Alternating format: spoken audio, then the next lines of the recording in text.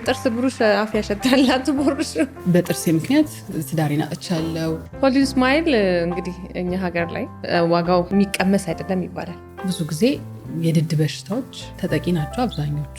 የስኳር ታማሚዎች ምን አይነት ጥንቃቄ ከሌላ ሰው በተለየ ማድረግ አለባቸው ለጥርሳቸው?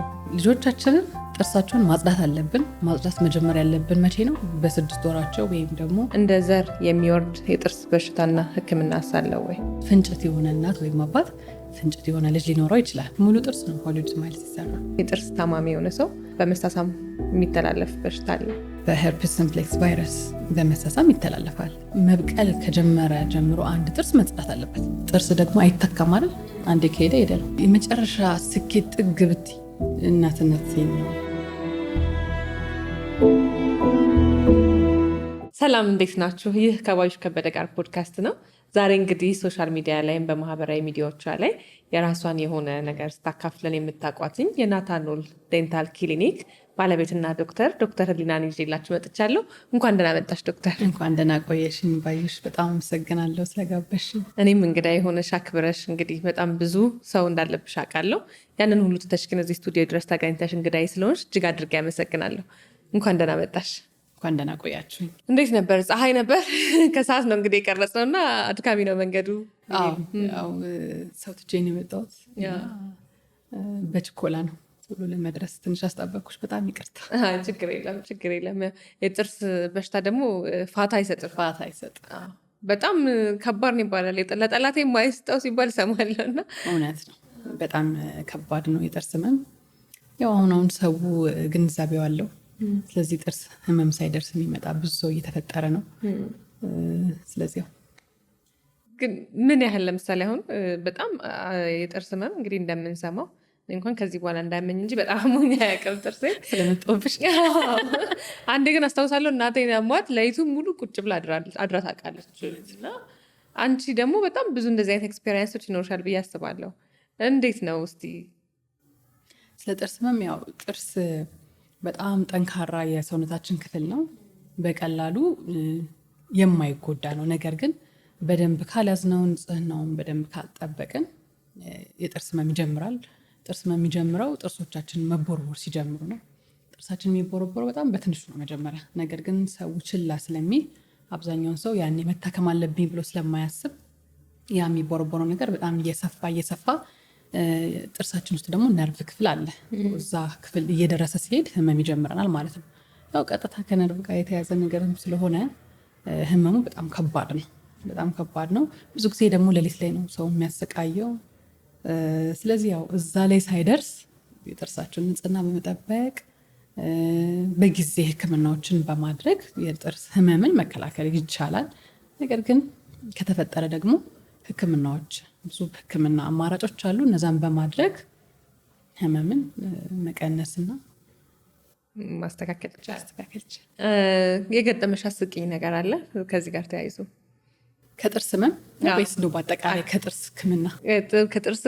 ከጥርስ ህመም አሁን በጣም አሟቸው መተው በጣም በቃ ያሳቀሽ ምናምን ነገር አለ?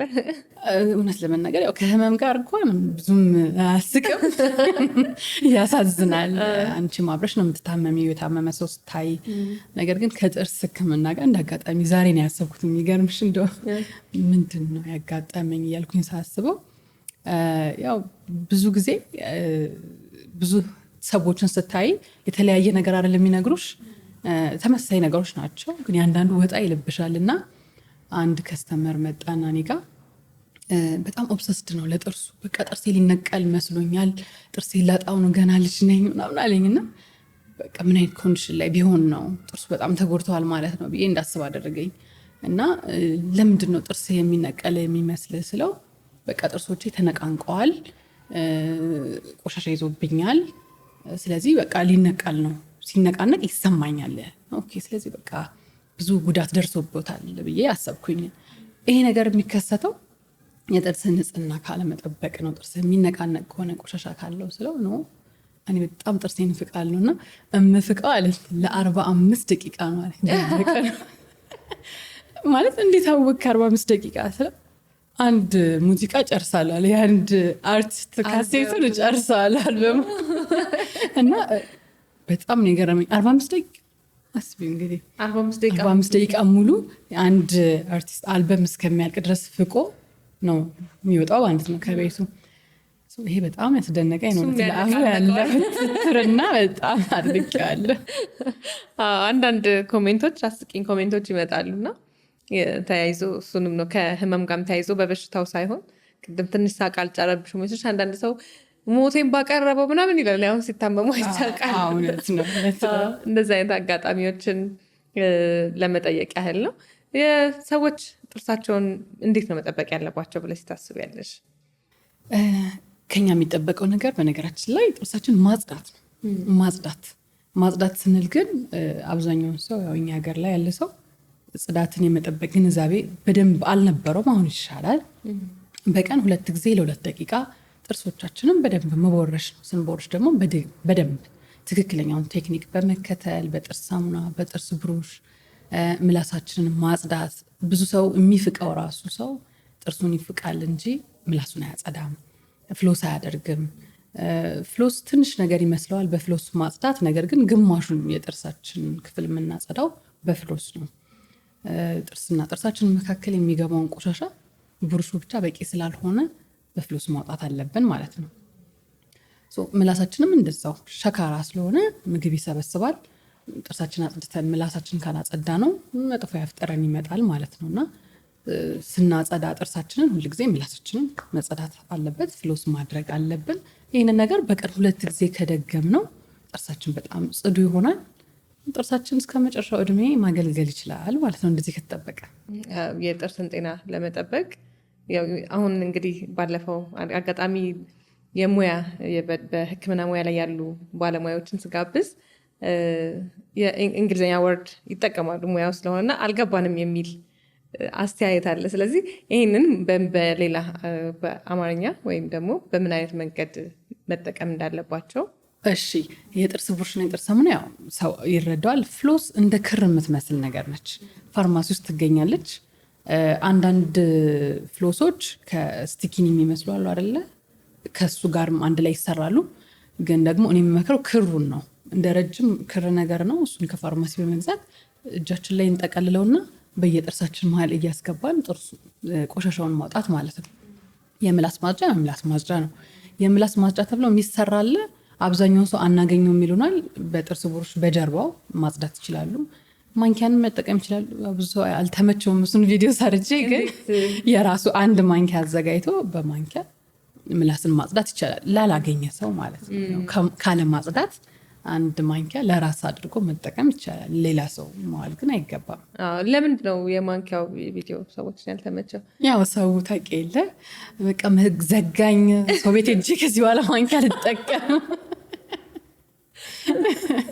እና ለራስሽ ለምሳሌ የጥርስ ብሩሽን የራስሽ ነው አይደለ?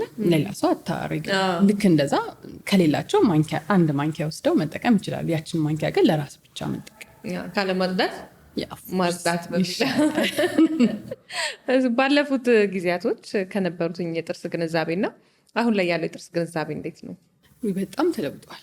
በጣም ሰው ምንም አይነት ግንዛቤ አልነበረውም ድሮ። አሁን ግን ያው ከማገኛቸው ከስተመሮች የማገኘው ፊድባክ በጣም ግንዛቤው ጥሩ ነው ያለው። ዶክተር እንግዲህ ወደ ሕክምና ሙያ ተመልሰን እንመጣለን። ጥያቄዎቹ ላይ ወደ ቤተሰብ እንግባ። አሁን የ3 ልጆች እናትና ባለትዳር ነሽ።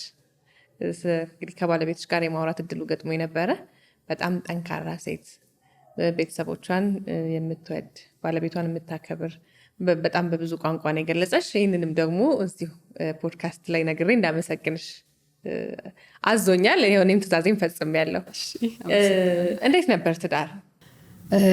ያው ዲስታንስ ነበረ፣ ነገር ግን እንግዲህ ሁለታችንም ጠንካሮች ስለነበረን እሱም ስራውን ሰርቶ እኔም ደግሞ ትምህርቴን ጨርሼ ተጋብተን አንድ ላይ 3 ልጆች አፍርተን እየኖርን ነው ማለት ነው። የ3 ልጆች እናት እንደሆንሽም ነግሮኛል። በመሀል እንግዲህ 1 ዓመት ያህል ከተጋባችሁ በኋላ ብዙ አብራችሁ የመኖር በስራው ምክንያት ጊዜ አልነበረም። እንደገና ደግሞ በዛ 1 ዓመት ውስጥም ልጅም አልመጣም ነበር። እንዴት ነበር ቻሌንጁ? ምናልባት እዛ ህይወት ውስጥ ላሉ ሴቶች የምታስተላልፉ መልእክት ካለሽ ወደኋላ መለስ ብለሽ። ያው ሁላችንም ስናገባ በተለይም ደግሞ በጓደኝነት ረጅም ጊዜ ያሳለፉ ጥንዶች እኔና ባለቤቴ በጓደኝነት ረጅም ጊዜ አሳልፈናል። ወደ 8 ዓመት የሚሆን በጓደኝነት አሳልፈናል። እኔ ተማሪ ስለነበር ግዴታ መጠበቅ ነበረብን። ትምህርቴ እንደጨርስ ጉዳዩ ነው የተጋባ ነው። እቅዴ እንደ ሰውኛ ወዲያው መውለድ አስቤ ነበር። ብዙ አልቆየንም። በእርግጥ እንደ አሁን ወደኋላ ሳስበው ረጅም ጊዜ የሚባል አይደለም ይመስለኛል። በ2 ዓመታችን ልጅ አለን። ነገር ግን በ1 ዓመት ውስጥ መውለድ አለብን ብዬ በተለይ እኔ ነበርኩ ፕላን ያደረግኩትና ያ ሳይሆን ሲቀር ፊል ታደርጊያለሽ አይደል? እንደ ሴትነት የሚሆን አልመሰለኝም ነበር። እኔ ደግሞ ልጅ በጣም እወዳለሁ እና ያው ተጎድቼ ነበር። ነገር ግን እግዚአብሔር ደግሞ በጊዜው ጊዜ ያለው ልጅ በነገራችን ላይ ከእግዚአብሔር ነው። እኔ ቶሎ እንዲፈጥን አንዳንድ ሕክምናዎች አድርጌ ነበር። ነገር ግን በሕክምና ምንም የተጠቀምኩት ነገር አልነበረኝም። ሕክምናውን ትቼ በቃ ወደ እግዚአብሔር ስጸልይ በጊዜው በፈቀደው ሰዓት አድርጎልኛል። ስለዚህ ለእህቶቼ የምናገር የምፈልገው ነገር እግዚአብሔር ነው የሚሰጠው ልጅ ጊዜ ያለው። በነገራችን ላይ አንድ ልጅ ከሚወለድበት ቀን ወደፊትም ወደኋላም አይልም፣ እዛችው ቀን ይመጣልና ያችን ቀን ነበረ እንግዲህ እኔም ስጠብቅ የነበረው። ግን ደግሞ ነው ፊሊንጉ ትንሽ ከበድ ይላል። በትንሽ ጊዜ እንኳን በአጭር ጊዜ እኔ ባየኋት፣ አንዳንድ ጊዜ ደግሞ 5 ዓመት 10 ዓመት ድረስ ልጅ ላይወልድ ይችላል። ትንሽ ከባድ ነው። ነገር ግን ከፈጣሪ መጠየቅ ነው እንደኔ ማለት ነው። በጣም ደስ ይላል። እውነት እንግዲህ ይህንን ነገር ሼር እንድታደረገ የፈለግኩትኝ በጣም የተደሰታችሁበትን ቀን ስጠይቀው ባለቤትሽን ልጅ የወለድንበት ቀን ነው፣ ምክንያቱም በጉጉት ስንጠብቅ ስለነበረ ነው አለኝ እና ስለሱ እስኪ ልጅ የወለድሽበት ቀን እንዴት ነበረ? ያው መቼም እናት አይደለሽ አንቺም ትረጅኛለሽ እና ብዙ ነገሮች አሳልፍ ያለው እንደ አንድ ሰው ለምሳሌ ስማር ስመረቅ ስዳር የነበረው ደስታ አለ። ልጅ ስወልድ ግን በቃ ማለት እንደዚህ አይነት ደስታ አለ ነው ያስባለኝ። በጣም ልዩ ደስታ ነው ልጅ ማግኘት። እኔ ሁሉም እናት ልጆቹን ይወዳል። በጣም ልጆቼን እወዳለሁ። በቃ እናት መሆኔን እንደምወደው ሌላ ምንም ነገር አልወድም። በጣም ደስተኛ ነኝ ልጆች ስላሉኝ። ተፈጥሮ ነው የሰጠኝ። ግን በቃ ከህይወትሽ ምን ያስደስትሻል? የመጨረሻ ስኬት ጥግ ብቲ እናትነቴን ነው። ብዙ ነገር ሰርቼ እውላለሁ። ስራዬ ደስ የሚያሳይ ነው። የሰዎችን ደስታ ሳይ ነው የምውለው።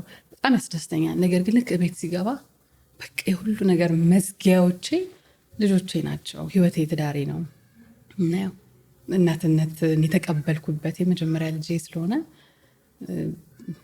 ያኔ ነው እንግዲህ ደስ ያለኝ ማለት ነው በህይወቴ።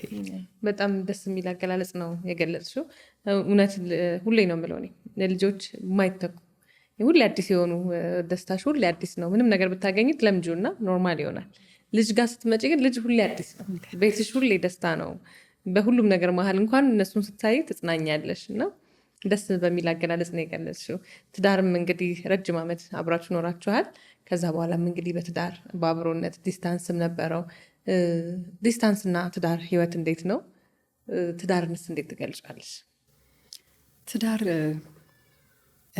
በተለይም ደግሞ እግዚአብሔር የባረከው ትዳር ሲሆን እኔና ባለቤቴ በቤተክርስቲያን የተጋባ ነው።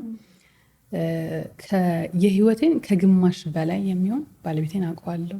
በቃ ጓደኛዬም ነው፣ ወንድሜም ነው። በጣም ጠንካራ ባል ነው እና እኔ ያው መምከር እችላለሁ ብዬ አላስብም። ነገር ግን አንድ ሰው አንድን ሰው ሲወድ ይሄ አጋሪ ነው ብሎ ሲያስብ ዲስታንስም ምንም ነገር አይገድበውም። እኔ እና እሱ ኤግዛምፕል ነን ብዬ አስባለሁ። በእኔ ህይወት እኔ ተማሪ ነበርኩ። ትምህርቴ ብዙ ዓመት ነው የፈጀው። ያው ሜድ ስኩል ስለሆነ የጨረስኩት ወደ 7 ዓመት ኦልሞስት ፈጅቶብኛል። 11ኛ ክፍል እያለ ነው ግን እኔ እና እሱ ፍቅር የጀመርነው። ስለዚህ እስክጨርስ ድረስ እሱ ጠብቆኛል እና ወንድ ልጅ ደግሞ ያው ቶሎ ማግባት ሊፈልግ ይችላል፣ ወይም ደግሞ መጠበቅ የሚባለው ብዙ ለወንድ ልጅ አይቀበሉትም። እሱ ግን ጠብቆኛል ትምህርቴን እስክጨርስ። እኔም ደግሞ ትምህርቴ ላይ ፎከስ አድረግ ነበረ፣ ያው የሚያጨናንቅ ትምህርትም ስለነበር። ስለዚህ ዲስታንሱ ብዙ አይረብሸንም። እኔም እማራለሁ፣ እሱም ስራውን ይሰራል። ከዛ እረፍት ላይ እንገናኛለን፣ ጥሩ ጊዜ እናሳልፋለን። ስጨርስ ግን ምንም አልጠበቅንም። በነገራችን ላይ ትንሽ ጋብ ነው ያለው። ወዲያው እንደተመረቅን 2 ወር የሚሆን ከዛ ተጋባን። በጣም በቃ መጠበቅ ላይ መጠበቅ አንችልም። ከዚህ በላይ መጠበቅ አንችልም። በጣም ደስ የሚል ነገር ነው። ያው እንግዲህ ይህንን የሚያሳየው ትዕግስት ወሳኝ ነገር መሆኑን ነው።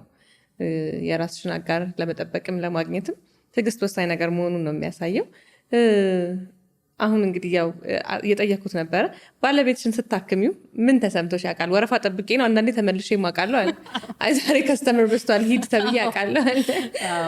ያው በረጅም ወረፋ ነው የሚስተናገደው። ስለዚህ ጭቆና አለበት ማለት ነው። ለሌሎች ቅድሚያ ይሰጣል። ጥሩ ነው። ጥርሱን በጣም ነው የሚንከባከቡ። በጣም ማለት አሁን ጥርስ ክሊኒክ ስላለን የጥርስ ግንዛቤው ስለገባው ሳይሆን ቀድሞም ራሱን መጠበቅ ላይ በጣም ጎበዝ ነው እና የጥርሱ ንጽህና የጥርሱ እንክብካቤ ቆንጆ ነው። ትናንሽ ነገር ነው የሚያስፈልገው። ለሱም ግን እንዳልኩሽ ወረፋ ጠብቆ ነው የሚታከመው። ደስ ይለኛል። ያው የራስሽን ሰው እሱም ብቻ አይደለም፣ እናቴንም አባቴንም ልጆቼንም ሰራቸዋለሁ፣ አክማቸዋለሁ። ደስ ይላል። ምንድን ነው ስሜቱ? ደስ ይላል በጣም። እሱ ነው ባለቤትሽ ምንድነው ስሜቱ አልኩት። በእርግጥ የተለያዩ ሀገር ስለሚሄድ ከአሁን በፊትም የጥርሴ ንጽህና ታከማለሁ ጠብቃለሁ ከአሁን በፊትም አለና እሷ ጋር በተለየ ሁኔታ ስትታከም ምንድነው የሚሰማ ስለው በቃ ምቾት፣ ይሄ እንዴት ነው አስተማማኝ እጅ ላይ ነኝ እንደዛ አይነት ነገር ነው የሚሰማኝ አለና አንቺስ ምንድነው የሚሰማሽ? ኩራት ምናምን ደስታ? ደስ ትኮሪያለሽ። ደስ ይለኛል። ከስተመሮቼን ሁሉንም ከስተመሮቼን በማከምበት አይን መንገድ ነው። በነገራችን ላይ ሁሉንም ፋሚሊ ሜምበሮቼን ትሪት የማደርጋቸው የተለየ እንክብካቤ የለኝም። ምክንያቱም ለከስተመሮቼ መስጠት ያለብኝን ነገር በሙሉ ስለምሰጥ ለእነሱም ተመሳሳይ ነገር ነው የማደርግላቸው። ወላጆችን ስታክሚ ደስ የሚል ስሜት አለው። ያው ደርሰሽላቸው ለእነሱ ስትተርፊ ማየት ደስ የሚል ነገር ይመስለኛል። በጣም እንግዲህ ወላጆች ስትይ አስተዳደግሽ በጣም ጥሩ እንደነበረ እና በአያትም በወላጆችሽም እጅ እንዳደግሽ ሰምቻለሁ። በአያት እጅ ማድረግ እንዴት ነው? ያው እስኪ ሁሉንም ትነግሪኛለሽ፣ ግን የአያት ልጅ መሆን እንዴት ነው?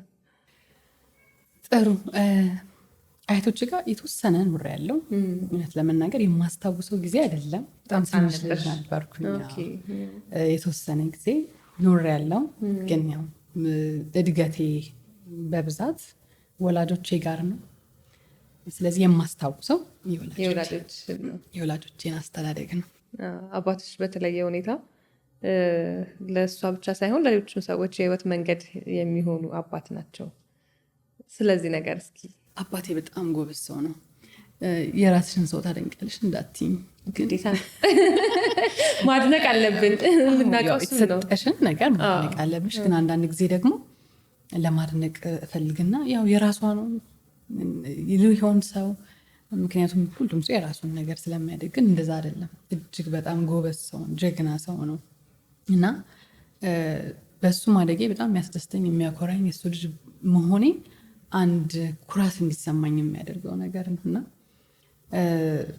ያው በደንብ ተቆንጥጠን ያደግነው እንደ አበሻ ልጆች ማለት ነው።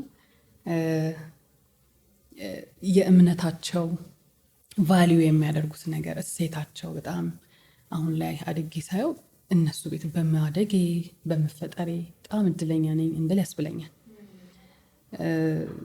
በእያንዳንዱ ነገር ያው ያዘ ተደርገን ነው ያደግኩት። የመጀመሪያ ልጅ ነኝ። በጣም ጋፕ አለኛ ቤት 3 ነን፣ ግን በእያንዳንዳችን ብዙ ጋፕ ነው ያለው እና እንደ አንድ ልጅ እንደመሆነ አይደለም፣ በደንብ ያዝ ተደርጌ ነው ያሳደገኝ። ግን በቃ አሁን ላይ በትክክል ነው ያሳደግከኝ ነው የምለው።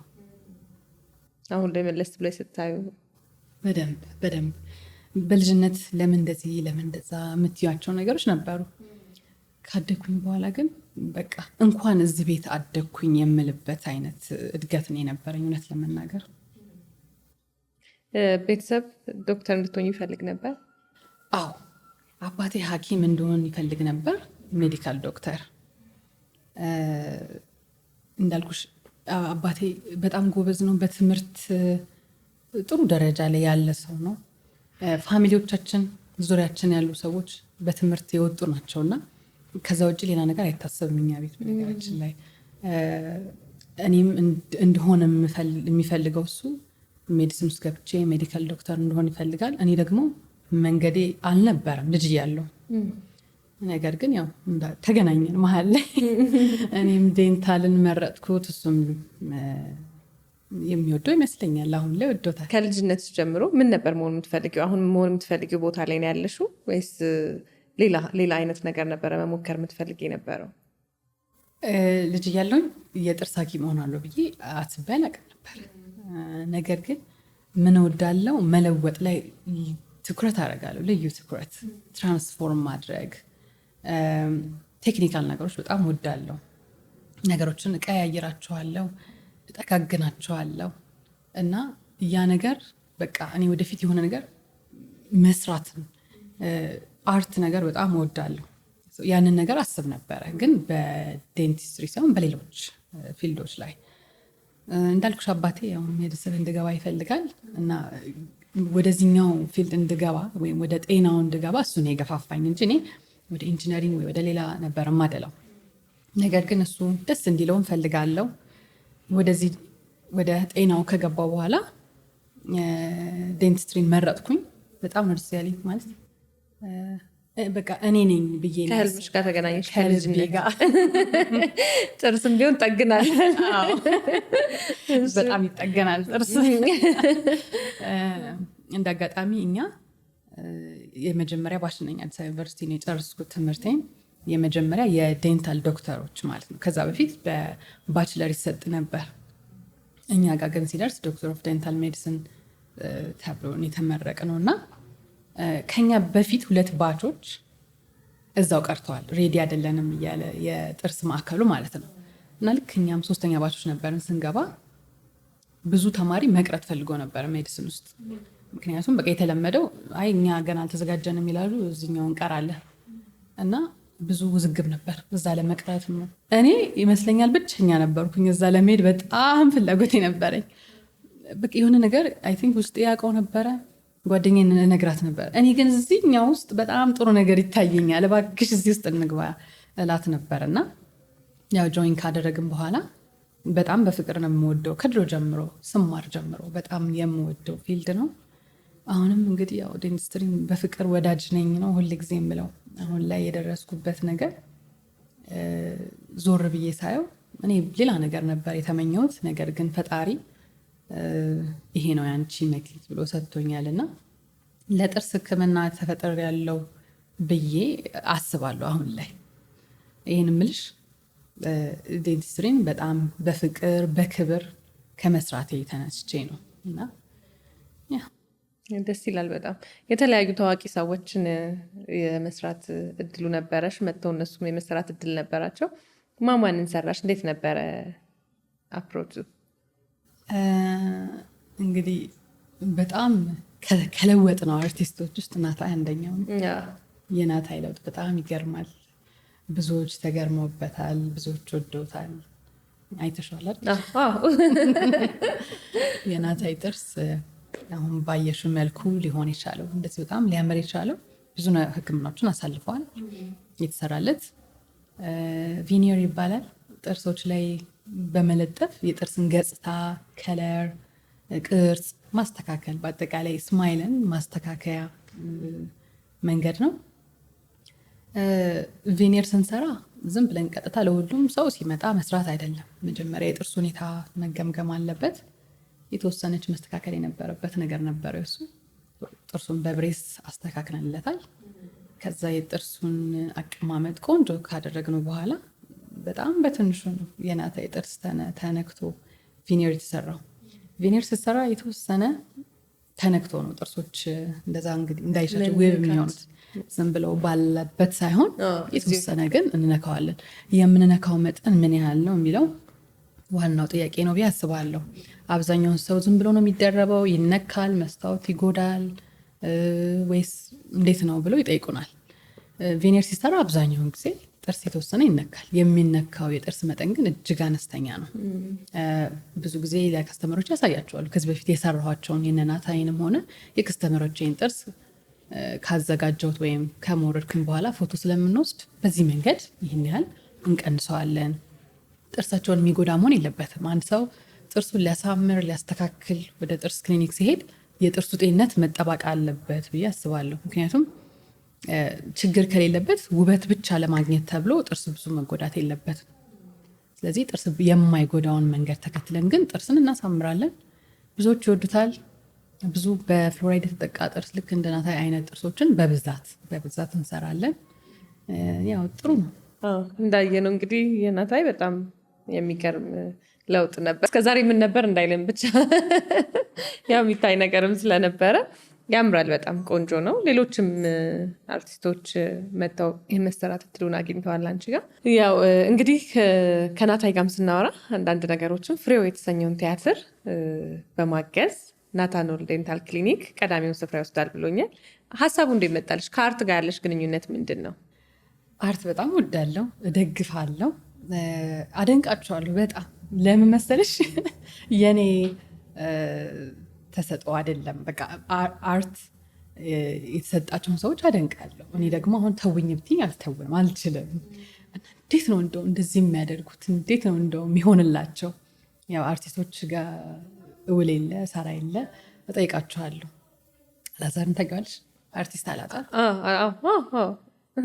አላዛር ሰራልኝም አለ ዳይሬክተር እና እሱ መስሎኝ አላዛርን ሰርቻለሁ። እና ስናወራ እንዴት ነው ግን ስክሪፕት ሸምድደህ እንዴት ነው ስትቀረጽ የምታወራው? በጣም ቀላል። አሁን አንቺ ምሰሪ ነው ለእኔ ከባድ አይደል? እኔ አሁን እንዴት ነው እንጠስ የሰራሽው? ይሄ ነው የሚከብደው እንጂ ስክሪፕት መሸምደድና መስራት ፊልም በጣም ቀላል ነው አለኝ። እና ያው ሁላችንም የተሰጠን ነገሮች ቀላል ናቸው። ያልተሰጠን ነገር ደግሞ እኔ ከባድ ነው ለእኔ። አሁን ትወና ሰው በጣም ነው የማደንቃችሁ። እሱን ከመደገፍ አንጻርና ደግሞ እኛም ትላልቅ መድረኮች ላይ መታወቅ ስለምንፈልግ ራስን ለማሳየትም በዛ ሀሳቤ ነው እንግዲህ ስፖንሰር ይሆን። በዚህ አጋጣሚ እንግዲህ ፍሬውን ቲያትር አዲስ ከተቀላቀሉ ተዋናዮች መካከል አንዷ እኔ ነኝ። ስለዚህ በፍሬው ቲያትር ግሩፕ ስም እናመሰግናለን በጣም። በቅርብ ቀን በተመልካቾች ዘንድ የሚታይ ይሆናል። ይህንም ሀሳብ ያነሳውልሽ የተለያዩ ድርጅቶች የተለያየ አርቲስቶች ጋር ወይም ደግሞ ፊልሞች ላይ ድጋፍ የማድረጉ ነገር መቀጠል አለበት። በአንድም በተለያየ መንገድ ሁሉም ነገር ያው አርት ነው ብዬ አስባለሁ። የሰውን ልጅ ጥርስ ማሳመርም ማስዋብም አንዱ የአርት ክፍል ነው ብዬ አምናለሁ። ትክክል። ዴንቲስትሪ በነገራችን ላይ ሕክምና ሳይንስና አርት ነው። እኔም በጣም የወደድኩት በዚህ ምክንያት ነው። አርቲስቲክ ፓርት አለው፣ ቴክኒካል የሆነ ፓርት አለው እና ያው ሼር እናደርጋለን ማለት ነው። ከሕክምናውና አሁን እንግዲህ የመጡትኝ ቬነር ማስዋብ ከህክምና ውጭ ጥርስ ማስዋብ፣ ዋይትኒንግ፣ ቬነር ማሳጠብ፣ ሶስቱ ነገር ትንሽ ሰው ግራ ይገባዋል መሰለኝ። ሆሊውድ ስማይል እስቲ ዘርዘር አድርገሽ ለተመልካቾቻችን። ማሳጠብና ነጭ ማድረግን በደንብ ግልጽ ላደርግልሽ። ያው ብዙ ሰው የሚጠይቀን እሱ ነው። ጥርስ በማሳጠብ ሰው ጥርስ ነጭ ይሆንልኛል ብሎ ያስባል። ነገር ግን ጥርስ በማሳጠብ ነጭ ከለር አይሆንም። ነገር ግን ጽድት ያለ ንጽት ያለ ጥርስ፣ ጽዱ የምንለው ጥርስ ይኖራቸዋል። አንዳንድ ጊዜ ቆሻሻው ጥርሳችን ይሸፍንና ጥርሳችን ጥቁር ወይም ቢጫ መስሎ እንዲታይ ያደርጋል። ከዛ በኋላ ግን ሲታጠብና ያ ነገር የሸፈነው ብድግ ሲል የተፈጥሮ ጥርሳችን ከለር ስለሚወጣ የነጻ ይመስላቸዋል። ጥርስን ማንጻት ከተባለ በኬሚካል ነው ጥርስ ነጭ ምናርገውን ዋይትኒንግ የሚባለው ጥርስን በኬሚካል ነጭ ማድረግ ማለት ነው። እና የተለያዩ ናቸው ማጽዳት። ከዛ ደግሞ እዚህ ጋር ከለሩን መቀየር። ከለሩን በቲዝ ዋይትኒንግ ስንቀይር ቋሚ ነገር አይደለም፣ ነገር ግን ለተወሰነ ጊዜ ያገለግላል። አንዳንድ ሰው አመት 2 ዓመት ሊጠቀምበት ይችላል። አንዳንድ ሰው ከዛም በፊት ያው ሊመለስበት ይችላል፣ እንደ ጥንቃቄ ስለሆነ ማለት ነው። ስለዚህ ጥርስ ማንጻት ኬሚካል ተጠቅመን ነው የምንሰራው። ጥርስ ማጽዳት ግን ክሊኒንግ ብቻ ነው ማለት ነው። ሲመለስ ግን የራሱ የበፊት ጥርሱን ይዛል። ከለሩን ጥርሱን አልኩ ከለሩን። ስለ ቬነር ደግሞ ሆሊውድ ስማይል ማለት ያው ጥርስን ማሳመር። ቬነር እና ሆሊውድ ስማይል አንድ አይነት ነው። እኔ ራሱ ግራ ገብቶኛል። 4 አድርጌን ጠየቅኩሽ። ብዙ ሰዎችም እንደዛ ግራ። ሆሊውድ ስማይል ውስጥ ብዙ አይነት የሚሰሩ ህክምናዎች አሉ። ለምሳሌ በቬኒየር ጥርስን ማሳመር በክራውን ሊሆን ይችላል፣ በዋይትኒንግ ሊሆን ይችላል። ጥርስን ነጭ ድርድር ያለ ማድረግ ማለት ነው። ግን አሁን በብዛት ሆሊውድ ስማይል ያልን የምንሰራው ቪኒየርን ነው የምንሰራው። ጥርስን ጤናው እንደተጠበቀ ሳይጎዳ ዳሜጅ ሳይደረግ፣ ነገር ግን ገጽታውን ማስተካከል፣ ነጭ ድርድር ያለ የሚያምር ፈገግታ መፍጠር ማለት ነው። ናታኖል ምን ማለት ነው? እንግዲህ ናታኖል ዴንታል ክሊኒክ ነው የሚሰኘው። ምን ማለት ነው ናታኖል ማለት? የልጆቼ ስም ነው። በሁለቱ ወንዶች ልጆቼ ስም ነው ናታኖል ብዬ ያወጣሁት። ናታንና ኖላዊ ይባላሉ። ስለዚህ ሁለቱን የመጀመሪያቸው ሁለት ፊደል ወስጄ ናታኖል አልኩት። ስለዚህ አብናታን የኔ ማለኝ የሁለቱ ልጆች ስም ነው። ደስ ይላል። የልጆች ገድ ጥሩ ነው። ኤክስፕሌን ካላረግሽው ግን ሰዎች ምን ሌላ አዲስ ነገር ቃል የመጣ ይመስላቸዋል። ትንሽ ይከብዳል መሰለኝ ደግሞ እስኪለመድ። አሁን ስለተለመደ ነው እንጂ ሰው በጣም ግራ ናታኖል አሁን ፍቺ ቢኖረው ለአንድ ለሌላ ስም ሁላ ሰው ሳይጠቀሙ አይቀርም። በጣም ሌላ ወንድ ልጅ ፍቺም ባይኖረው ናታኖል ክሊኒክ አለ። ስትሰሪ በጣም ያስደነገጠሽ አለ? ማለት ያስደነገጠሽ ይህንን ነገር ያው ሁሉም ሙያ ላይ ይህን ነገር እንዴት መስራት እችላለሁ ብለው የምትጠይቂበት ጊዜዎች ይመጣሉና ይህን ነገር ይመጣል ሊሆን ያስባለሽ ጥርስ አለ? በየቀኑ አዳዲስ ነገሮች ይመጣሉ። ብዙ ሰዎችን ወይም ብዙ ኬዞችን በሰራሽ ቁጥር ደግሞ ቶሎ ብለሽ ይሄን ነገር በዚህ ላስተካክለው የምትይበት ነገር እየጨመረ ይመጣል። እውነት ለመናገር የተፈታተነኝ ኬዝ አለ ብዬ አላስብም። ያው እኔ ብቻዬን አይደለሁም፣ ብዙ ቲሞች አሉ።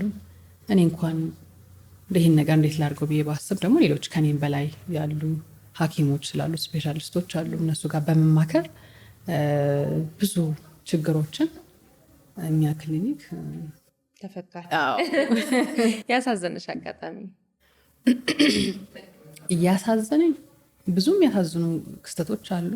ምክንያቱም የጥርስ ሕክምና ውስጥ የሚመጣው ሰው አብዛኛው ሰው በህመም ፊዚካሊ ታሞ አይደለም፣ ነገር ግን በጥርሱ ብዙ ነገር አሳልፎ ሊሆን ይችላል።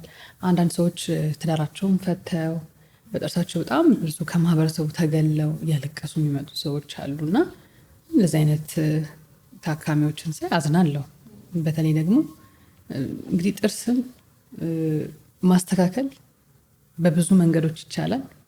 ነገር ግን አንዳንድ ሰው ፋይናንሻሊ ስለማይችል ብቻ ያው ጥርሱን ሳያስተካክል ከእንደዚህ አይነት ለምሳሌ ትዳርን ከማግኘት ወይም ደግሞ አግብተው እስከ መለያየት ድረስ ያደርሳቸዋል። በትንሽ ነገር መስተካከል የሚችለውን እና በጥርስ ምክንያት የሚፈርስ ትዳር አለ። አሁን በደንብ እኔ ብሶ አጋጥሞኛል። በጥርሴ ምክንያት ትዳሬን አጥቻለሁ፣ አጠገቢ ምንም አይነት ሰው የለም የሚለኝ ሰው አለ እና እንደዚህ አይነት ነገሮች አሉ። ከባድ ነው። ምናልባት ስሰማ የመጀመሪያ ጊዜ ሆኖ ሊሆን ይችላል። ማለት የተለያዩ ጉዳዮች ላይ ቢኖሩም ሰው ግን በጥርሱ ምክንያት ትዳሩን አጣ ሲባል መስተካከል በሚችል ነገር ትንሽ ግርምት ያጭራል። እውነት ነው። እንደውም አንድ ቪዲዮ ሰሞኑን አንድ ከስተመራችን ያው ልንረዳት ወደኛ መታ ከነገረችኝ ታሪክ በመነሳት ታየዋለሽ አንቺን ቪዲዮ። ትዳሯን አሁን ትዳር የላትም ነበራት፣ ግን በጥርሷ ምክንያት ትዳሯን አታለች። በጣም በቃ ተጎድታ እያለቀሰች ነው። ቪዲዮ መስራት እንኳን አልቻለችም። ምን ያህል በጥርሷ እንደተጎዳች ያሳያል። እና እሷ ብቻ አይደለችም እንዳልኩሽ፣ ከቪዲዮ ደግሞ ውጭ ያሉ ከስተመሮች ሲመጡ እና እንደዚህ ይሉኛል። ጓደኛ ጋር መነጋገር፣ መገናኘት። ጥርስ ኮንፊደንስ ነው በነገራችን ላይ። እንዴት ነው ጥሩ ስሜት ካልተሰማሽ በጥርስሽ ሰዎች ጋር መገናኘቱን፣ ማውራቱን፣ መሳቁን አትፈልጊውም። እና እንደዚህ አይነት ነገሮች በጣም አሉ።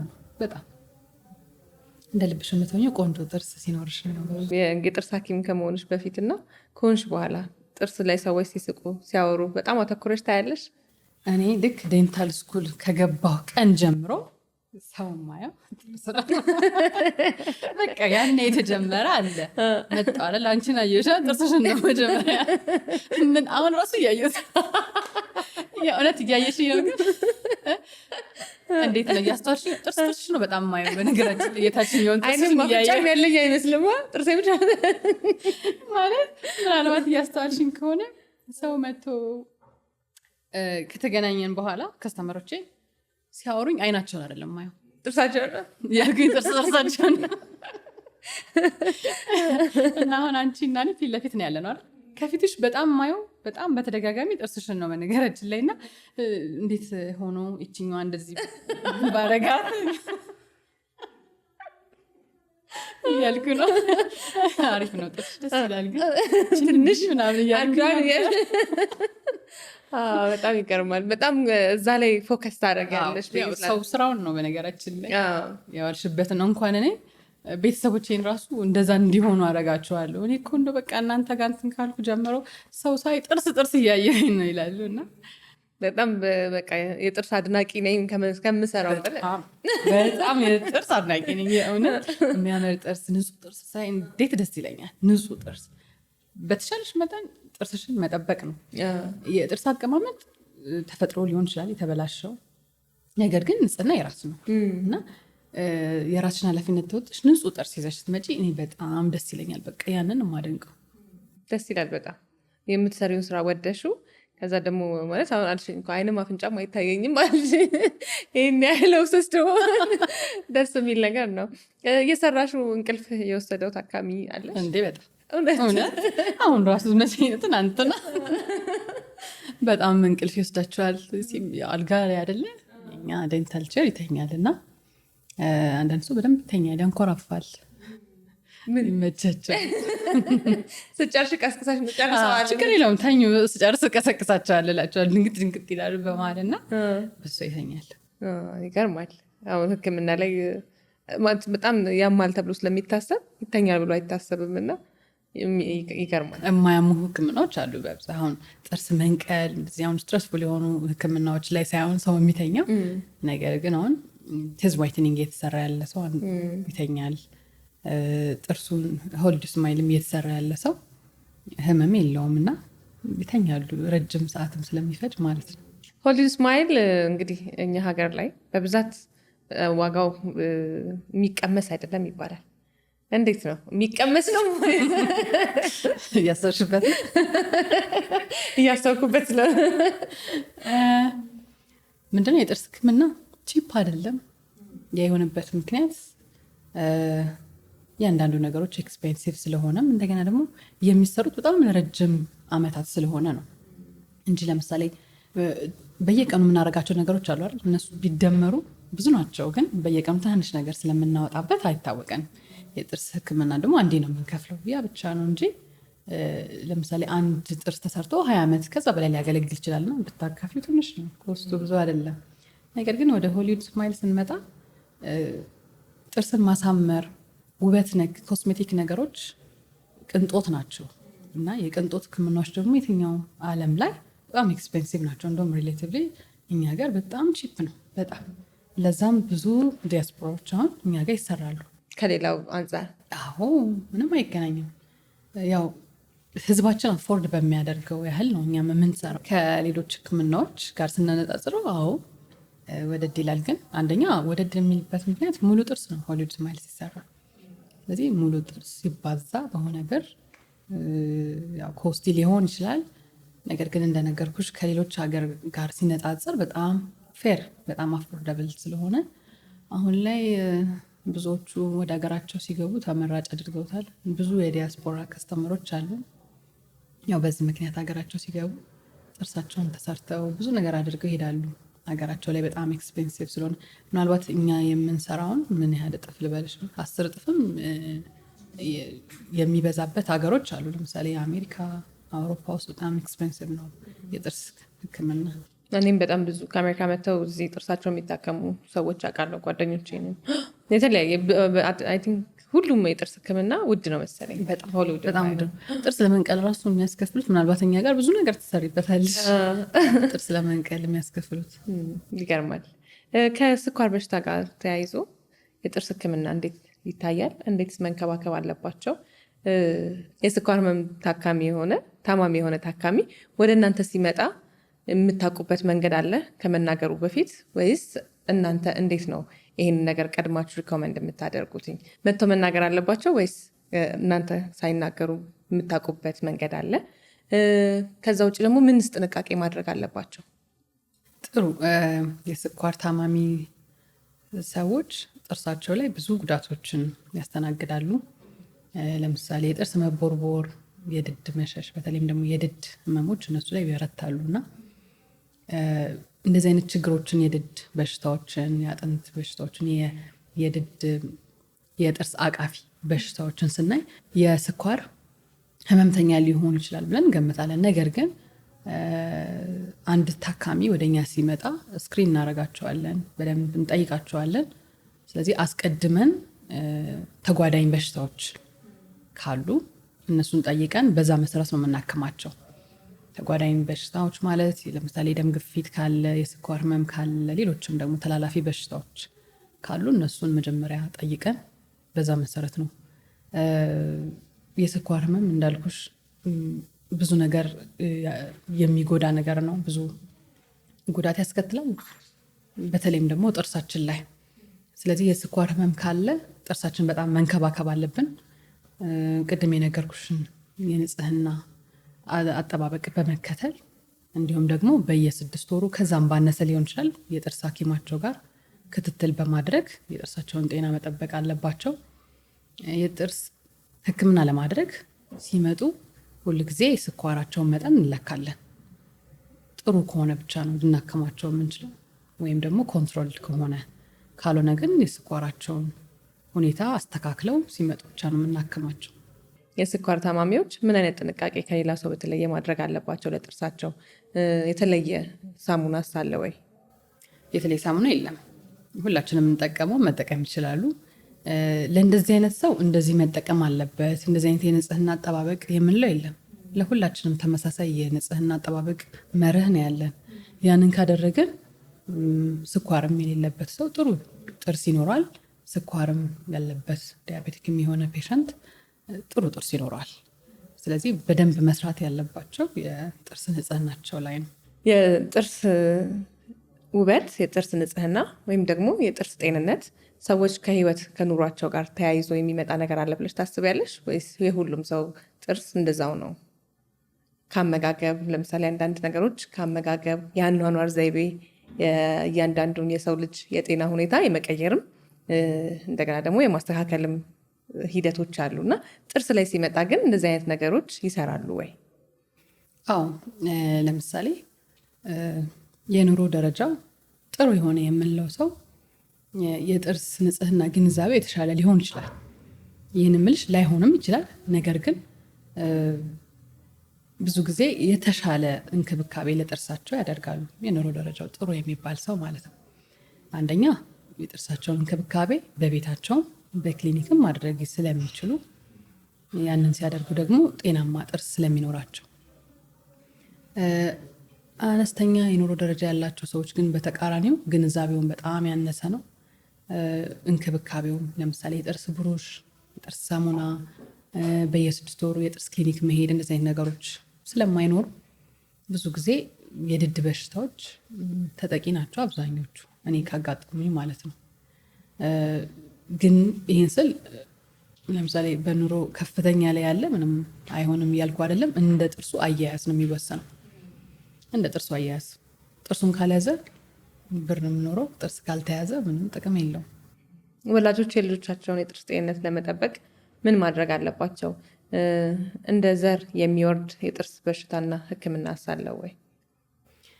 በዘር ብዙ ሰው ይጠይቀናል። በነገራችን ላይ በዘር የሚተላለፍ የጥርስ በሽታ የለም። ነገር ግን የጥርስ አቀማመጥ፣ የጥርስ ቀለም፣ ይሄ በዘር ሊወረስ ይችላል። ለምሳሌ ውልግድግድ ያለ ጥርስ ያለው እናት ወይም አባት ልጁም እንደዛው የተጨናነቀ ጥርስ ወይም ሳይዙ ተመሳሳይ ነገር ሊሆን ይችላል። ፍንጭት የሆነ እናት ወይም አባት ፍንጭት የሆነ ልጅ ሊኖረው ይችላል። ነገር ግን የጥርስሽ ሁኔታ የድድ በሽታ እያልኩኝ ቅድም የገለጽኳቸው እኔ ከራስ ንጽህና ጉድለት ብቻ የሚመጣ ነው እና ያንን ነገር ደግሞ ያ ሰው ግለሰቡ ማስተካከል እንደገና ደግሞ ማበላሸትም የሚችለው ነገር ስለሆነ በቤተሰብ እንደዚህ አይነት ችግሮች ሊኖሩ ይችላሉ። ነገር ግን እኔ ላይ እንዳይመጣ ደግሞ እኔ ራሴን በመንከባከብ ማስተካከልና ጥሩ የሆነ የጥርስ ሁኔታ ሊኖረን ስለሚችል ማለት ነው።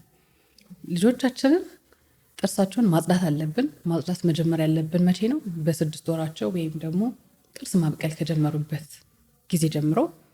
ያው ብሩሽ ሊከብዳቸው ይችላል። ነገር ግን በንጹህ ጨርቅ ወይም በንጹህ ዋይፕስ ጥርሶቻቸው ልክ መብቀል ሲጀምሩ መቆሸሽ ይጀምራሉ፣ ምግብም ስለሚበሉ ማለት ነው። ስለዚህ መብቀል ከጀመረ ጀምሮ አንድ ጥርስ መጽዳት አለበት። ስናስለምዳቸው ደግሞ ይለምዳሉ። አስቸጋሪም ቢሆኑ ከለመዱት ልጆች ያንን ሩቲን ይከተላሉ። ስለዚህ ጥርሳቸውን ሁሌ መፋቅ፣ ጠዋትና ማታ። ልጆች ጣፋጭ አይብሉ አይባልም፣ ይበላሉ። ሲበሉ ደግሞ የጣፋጭ ነገር ጥርስ ላይ ይጣበቃል። ሲጣበቅ ደግሞ የባክቴሪያም አለ፣ ጥርሳቸው እየተቦረቦረ ይሄዳል። ሲቦረቦር ህመሙ ከባድ ነው። በልጅነታቸው ሆነው ሕክምና ቦታ ሲመጡ ትንሽ ያስቸግራሉ። እና ይሄ ነገር እንዳይሆኑ ራስ ቤት መጠበቅ። ይህን ምልሽ በራሴ ያለ ነገር ስለሆነ ልጆችም ህፃናት ስላሉኝ ጥርሳቸውን ጥርስ ሐኪምም አይደለም በደንብ ይዛለሁ፣ ግድ ነው።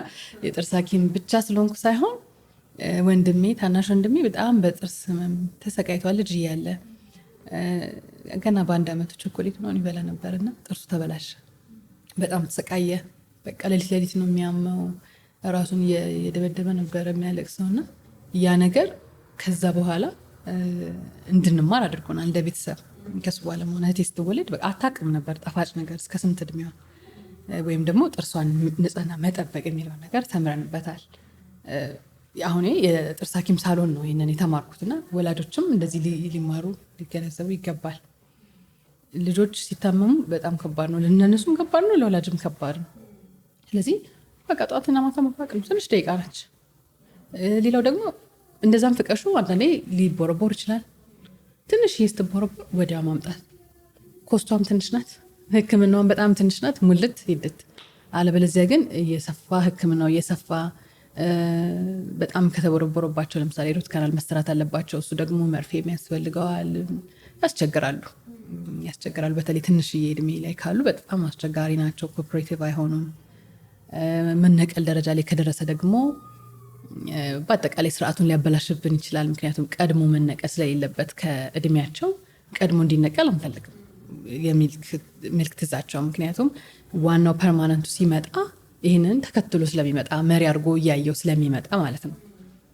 ስለዚህ እነዚህ ነገሮች እንዳይከሰቱና የወተት ጥርሶች ማገልገል እስካለባቸው እድሜዎች እንዲቆዩ የወላጆች ጥብቅ ክትትል ያስፈልጋል። ብዙ ጊዜ ከ6 ወር ጀምሮ መጸዳት እንዳለበት ብዙ ሰው ግንዛቤው ላይኖረው ይችላል። ካደጉ በኋላ ከ5 ከ6 ዓመታቸው በኋላ የጥርስ ሳሙናና የጥርስ ብሩሽ የሚሰጥበት ሁኔታ ሊኖር ይችላል እና ጥሩ ግንዛቤ ነው ያስተላለፍሽው። ግን እንደ አንዳንድ ጊዜ ሰምተሽውን አይሆን አላውቅም፣ ግን አንዳንድ ማህበረሰብ ጋር አንዳንድ እንደ ባህል የጥርስ ብሩሽ አፍ ያሸታል አትቦርሽ ይባላል። ሰምተሽ አታውቂም? ኧረ በደንብ ይሄ ነገር እስኪ ለማህበረሰቡም ግንዛቤ ማስጨበጥ ስላለብን አንዳንድ ጉዳዮች እንሰማቸዋለን፣ ግን ደፍረ ሚዲያ ላይ አንላቸውም። ግን ደግሞ ማለት ሊኖርብን ይችላል። ምክንያቱም አይ ይሄን ያሰባችሁበት መንገድ ልክ አይደለም፣ ስለዚህ ትክክለኛው ነገር ይሄኛው ነው፣ የሚጠቀሙበትን መንገድ ማሳየቱ የተሻለ ነው ብዬ አምናለሁ። ስለዚህ ከዚህ ጋር ተያይዞ የገጠመች ነገር ካለም በዛውም ደግሞ ያለውን መረጃ ብትሰጪ። የጥርስ ብሩሽ አፍ ያሸታል ስለሚለው ለመመለስ፣ ምክንያቱም ብዙ ሰው እንደዛ የሚያስብ ሰው አለ። ነገር ግን ፍጹም ትክክል ያልሆነ አመለካከት ነው።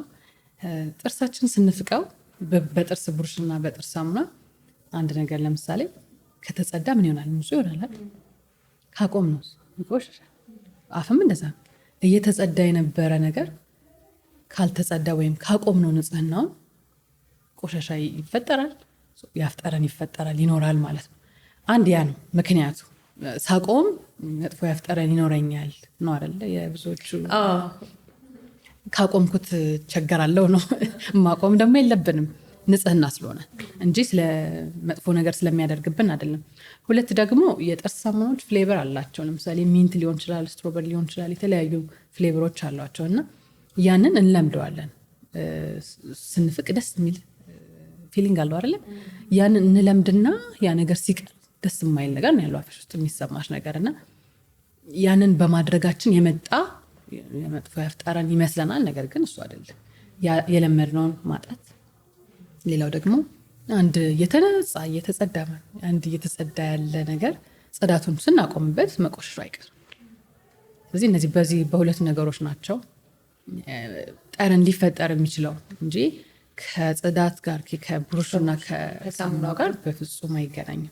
ምናልባት ይህንን ነገር ማግኘት የማይችሉ ሰዎች ጥርሳቸውን በምን ማጽዳት አለባቸው? በሚያገኙት ነገር። አሁን ብዙ ጊዜ በጥርስ መፋቂያ ሰው ጥርሱን ደቂቃ አይደለም በጥርስ መፋቂያ ወደ ገጠሩ አካባቢ ጥርስ ብሩሽና ሳሙና ማግኘት ሊያስቸግራቸው ይችላል፣ ይከብዳል። ስለዚህ ጥርስን ግን ጥርስ ላይ የሚጠራቀሙ ቆሻሾች መነሳት ስላለባቸው በመፋቂያ እንደውም ጎበዝ ናቸው፣ በመፋቂያ ይፍቃሉ እና በመፋቂያ ጥርስ መፋቅ አለበት ማለት ነው። የሚጠራቀሙን ነገር ማንሳት አለብን፣ አለበለዚያ በየቀኑ የምንበላው ምግብ እየተጠራቀመ ከዛ በኋላ ካልሲፋይ ያደረገ ሲሄድ እንደ ድንጋይ ይሆንና እኛ ማንሳት የማንችለው ደረጃ ላይ ይደርሳል። ያ ደግሞ ድዳችንን እንዲበላ ወይም ድዳችን እየበላ እያሸሸው አጥንታችን እየበላ እያሸሸ የጥርስ አቃፊ አካላት ላይ ጉዳት ስለሚያደርስ ጥርስን እስከ ማጣት ድረስ ያደርሳል እና እንዳይጠራቀም ለማድረግ ግዴታ ምግቡን የተበላውን ነገር ሁሌ ማንሳት አለብን።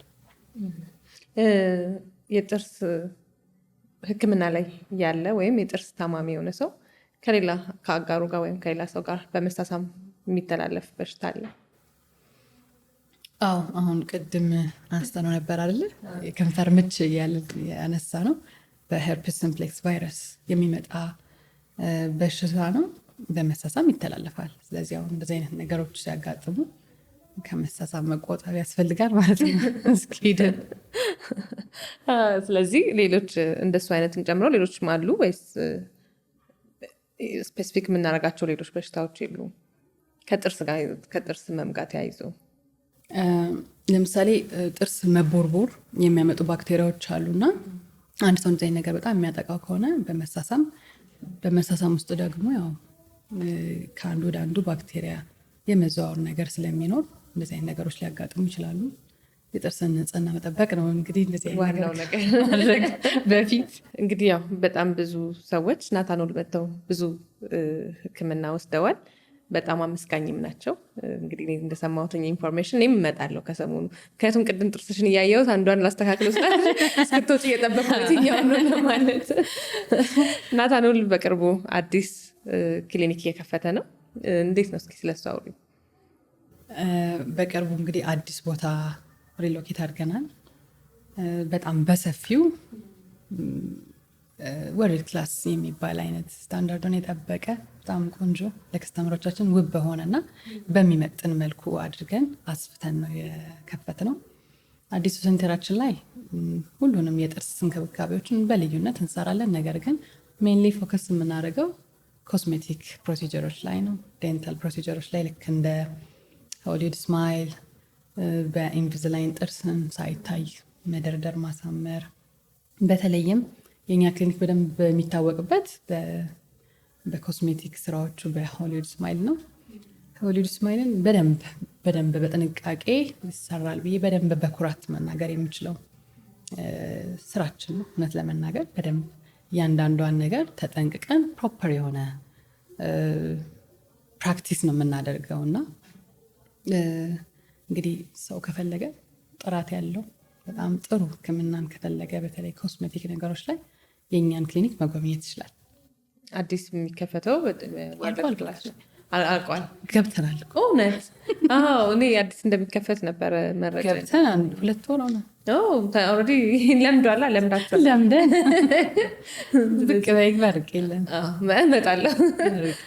ሌላ ሀገር ብዙ ሰው ይመጣና ሌላ ሀገር ያለ ይመስለዋል። ታይላንድ ነው የሚመስለው፣ ዱባይ ነው፣ ቱርክ ነው ይሉናል። እና ምንድነው እመጣለሁ። እንደውም አንድ ፕሮግራም በቅርቡ ነው የምጀምራለሁ፣ ማስታወቂያ አይደለም የሚል ፕሮግራም። ምክንያቱም ሄጄ ያየሁትን ያመንኩበትን ነው ምነግራችሁ ነው አላማው። ስለዚህ የዛ ላይም አካል አድርጌ አንድ ቀን ሰራዋለሁ በደንብ። እኛ ጋር የተሰሩ ሰዎች በነገራችን ላይ እንዴት ነው ሶሻል ሚዲያ ላይ አለው፣ ከካሜራ ጀርባ እኔን ማውራሽ ሶሻል ሚዲያ ላይ አለ። ግን ሶሻል ሚዲያ ላይ ስናወራ ያው ራስን ፕሮሞት ማድረግ ግድ አይደለም። እንዴት ነው ሁሉም ይጮሃል፣ የትኛው ማመን እንዳለበት ሰው አያውቅም። ከባድ ነገር ነው። አይ ነው ነገር ግን ራስን ፕሮሞት ከማድረግ ነው እንጂ ስራዬ እንዲናገር ነው የምፈልገው። እኔ ናታኖል በስራው ነው በጣም ብዙ የሚታወቀው። ብዙ አሜሪካ፣ አውሮፓ ይገርመኛል። በቃ ናታኖል በጣም የምናውቀው ናታኖል በጣም የምናውቀው ይሆናል እና የሰራናቸው ሰዎች ናቸው እንግዲህ ምስክር የሚሆኑት እና እንደዚህ የእውነት የሚመሰክር ሰው ነው የምፈልገው። በነገራችን ይሄ በወሬ በፌም ምናምን አይደለም። የእውነት ደግሞ እንደዛ ነው፣ እንደዛ መሆን ያለበት ሕክምና ነው። ታማኝ ሆነሽ ከልብሽ ሰርተሽ የምታመጪው ነገር ነው እንጂ ዝም ብሎ መጮህ ብቻ ላይ ፎከስ ማድረግ እንኳን የኛ ባህሪ አይደለም። ምን አዲስ ነገር እንጠብቅ ከዛ ጋር በተያያዘ? ከናታኖል እስከ ዛሬ ድረስ የሰራናቸው ስራዎች አሉ። አሁን ግን በስፋት ያልሰራነው ስራ የለም። በነገራችን ሁሉንም አይነት የህክምናዎችን የትኛውም ዓለም ላይ የሚሰጡ ተብሎ የምናስባቸውን እኛ ሀገር ላይ እኮ ያሉም ተብሎ የሚታሰቡ ስራዎችን እንሰራለን። በትንሿ ክሊኒካችንም ሰርተናል። አሁን ግን በስፋት እና በጣም በምቾት አሁን ላይ ያለውን ሴንተራችን ብዙ ሰው ሲመጣ በጣም እየወደደው ነው። ምቾቱ፣ ህክምናው ያው ቀድሚያ ህክምና ነው። ከህክምናው ደግሞ ቀጥሎ ምቾት ያለው ቦታ ላይ ሲሆን ደስ ይላል። እሱን ያደረግነው።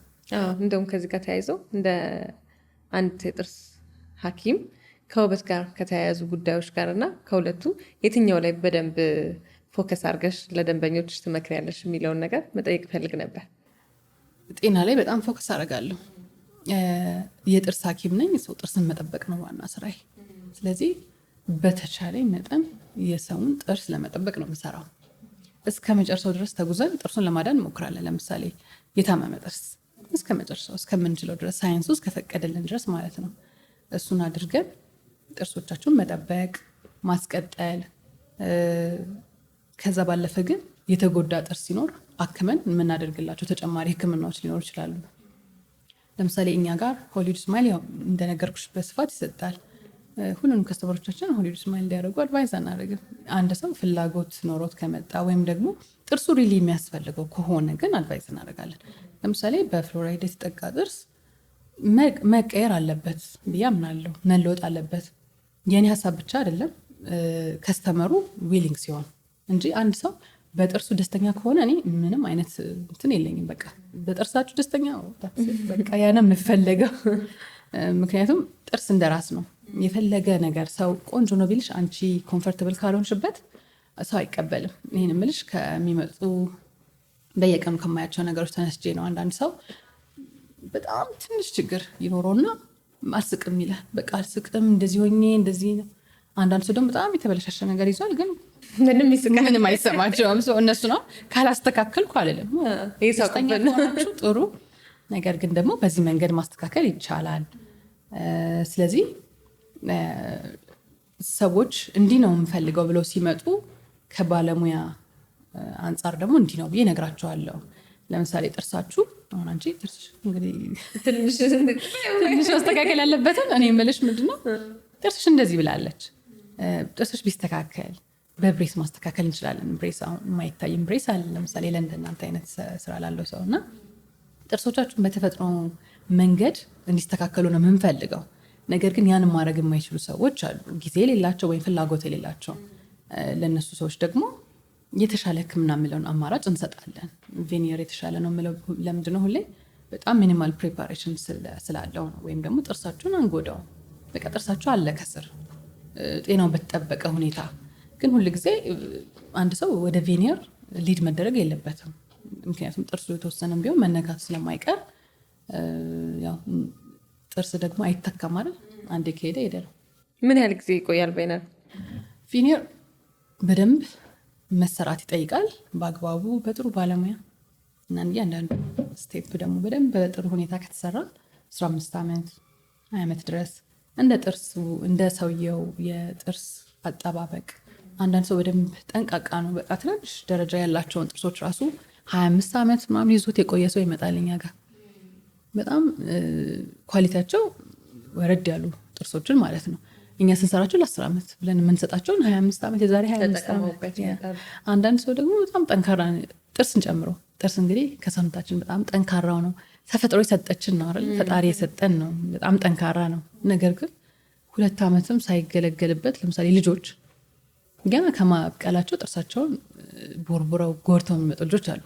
ይሄ ከራስ አጠባበቅ ስለሆነ ቬኔሩንም እንደዛው የራስሽ አጠባበቅ ቆንጆ ከሆነ ብዙ ትጠቀሚዋለሽ። በጣም ኃይለኛ ኮንሽ ደግሞ መጋጥ ላይ ወይ ደግሞ ማድቀቅ ላይ ሊጎዳ ይችላል። አጥንት አትጋጡ ነው። አጥንት መቆርጠም አይቻልም። መቆርጠም አንዳንድ ሰው እኮ አጥንት ካልቆረጠም ምን በላሁኝ ምን ኖርኩኝ የሚል ሰው አለና እንደዛ አይቻልም። የለም በጣም ጠንካራ ነገሮችን አይቻልም። ፍጹም ከሰው ላይፍ ስታይል የወጣ ነገር አይደለም የምንሰጠው ኢንስትራክሽን። ለምሳሌ ይህን አትብላ ይህን አትብላ እንል። ስጋ ይበላሉ፣ ብዙ ነገር ይበላሉ። ነገር ግን ጠንካራ ነገሮችን ለምሳሌ በረዶ መስበር፣ ለስላሳ መክፈቻ በጥርስ መክፈት፣ ሸንኮራ ራሱ ከባድ በጥርሴ አላደርግም። እነዚህ አሁን የምነግርሽን ነገር በራሴ ጥርስ አላደርግም። እኔ ለጥርሴ ስለማስብ ከ10 ዓመት በፊት ብሬስ አርጌ ነበር ተማሪ ያለው። እየተሰጠኝ ነገሮች ነበሩ። ይሄን አታደርጊ አታርጊ ተብዬ ተከልክዬ ነበርና የዴንታል ተማሪም ስለነበርኩኝ በጣም አከብራለሁ። በቃ አታርጊ የተባልኩትን አላረግም፣ ንጽህና ይጠብቃለሁ። ስለዚህ ከዛ ጊዜ ጀምሮ ያለኝ ነገር አለ። ጥርሱ ላይ አልዳፈርም። ጥርሴ ላይ አጥንታውን ያልቆርጥም ኢቨን ስጋውን ብጭቅጭቅ አላደርግም። በእጄ ነው። ጥርስ ጋር የሚገናኝ ነገር ምንም አዎ ጥርሴን እወዳለሁ። ደስ የሚል ነገር ነው። አንድ ጥያቄ ከህይወት ጋር በተያያዘ ከህክምናው እንውጣ እና በህይወት እስካሁን በመጣሽባቸው መንገዶች ምን አስገረመሽ?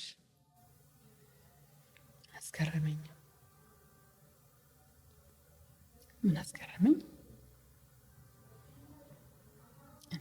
በጣም ወጣ ያለ ነገር በህይወቴ ውስጥ የለም። ግን ቅድም እንዳልኩሽ እናትነቴ በጣም ያስገርመኛል። እውነት ተፈጥሮ ነው እኮ የሰጠኝ። እንደው ሰርቼ በቀላቢን ጠብ አድርጌ ያገኘሁት ነገር አይደለም። ፈጣሪን የሰጠኝ ግን እንደዛም ሆኖ በቃ በጣም ያስገርመኛል። ሳያቸው እገረማለሁ። ታድጊ ማን ስለሆንኩ ነው እንደዚህ ፈጣሪ የባረከኝ? ትልቅ ነገር ስለሆነ ማለት ነው። እና በቃ የሚያስገርሙኝ የሚያስደንቁኝ ልጆቼ ናቸው። የልጆቼ እናት መሆኔ ደግሞ ትልቅ ነገር ነው ብዬ አስባለሁ። በቃ ትልቅ በህይወቴ ትልቅ ነገር የሆንኩት የደረስኩበት እናትነቴ ነው። ማመስገን የምትፈልጊያቸው ሰዎች ካሉ? እዚህ ላደረሰኝ ሉል እግዚአብሔር ማመስገን እፈልጋለሁ።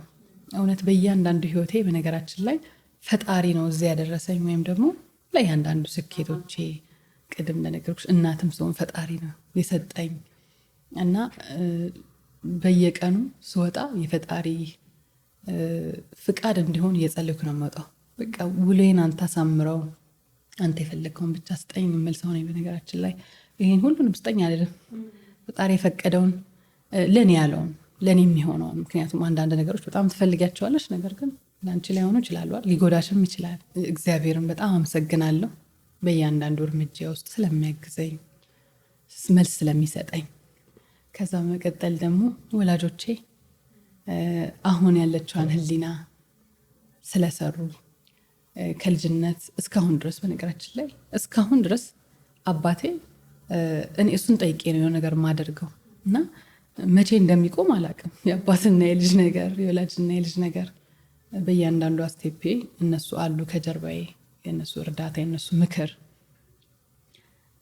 እናትና አባቴን በጣም ማመስገን ፈልጋለሁ። እድሜ ጤና ይስጠልኝ፣ እግዚአብሔር ያክብርልኝ። ባለቤቴን ላመሰግነው ፈልጋለሁ።